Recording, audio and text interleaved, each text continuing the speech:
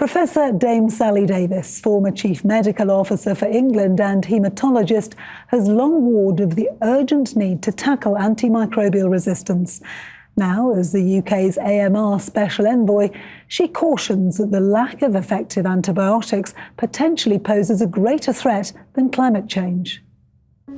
As Master of Trinity College, Cambridge and a former Chief Medical Officer, Professor Dame Sally Davies has the ear of global policymakers. Yet she fears that too little is being done to address antimicrobial resistance.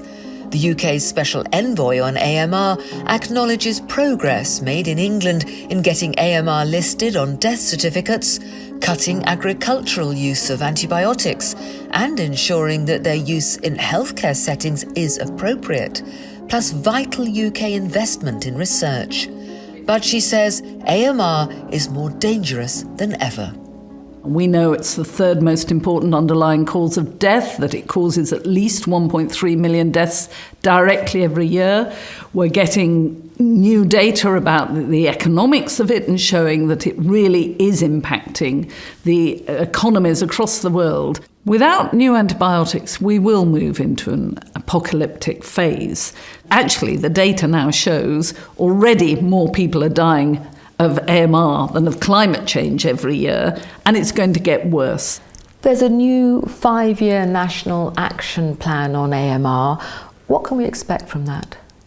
One of the things in our plan is putting into routine practice our pilot, which we did in the English NHS, led by NICE and York University, about how to really try and incentivise the production of new antibiotics. We piloted a new method where we looked at the value of antibiotics to an individual if they had AMR, but in addition to that, the value to society of having that antibiotic on the pharmacy shelf in place, a bit like a fire extinguisher. You've paid for it, you hope you'll never need it, but hey, if someone gets it, you snuff it out before it spreads to close the ward of the hospital damages the community and our economy. We pay a subscription, which is our fair share of the G7 GDPs for producing a new antibiotic, and that then they will give us as little or as much as we need. So their profit or their subscription payment is totally de-linked to the amount we use. And we all know the more we use, the more we drive resistance. How do I decide if a family member needs to go to the doctor to get a prescription for a throat infection? I look at the throat. If it's just red, it's viral. If I can see patches of exudate, it's probably bacterial. Only the bacterial will need antibiotics. It's going to take global cooperation, international collaboration to make a difference. What role can the UK play there? We need to use the high-level meeting on AMR at the United Nations in New York to really get recognition of the importance of AMR. We are negotiating an outcome document which we're trying to make from the UK very action-focused. So we are working with other countries to try and make sure that people understand, first, we should try and prevent infections. So pushing hard for the need for sanitation and clean water in all countries.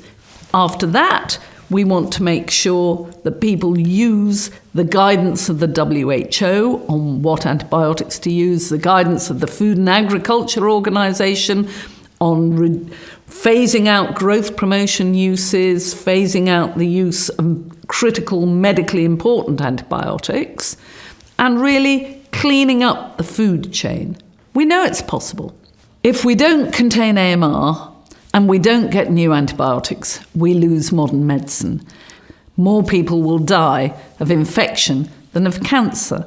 Sometimes it takes a tragedy, perhaps a personal connection, to really get us on board. You've had that experience. What difference does that make? My goddaughter died before Christmas in 2023 of AMR, and she knew she was dying, and she said I should use her death to explain to people what this means. It's painful. It got personal for me. But what it also shows is how it's here in every country and that people don't realise that AMR is there. It's silent. When it gets personal, it redoubles my efforts to really bring this home to people, that we've got to do something about it. Dame Sally Davies, UK Special Envoy on AMR, thank you so much.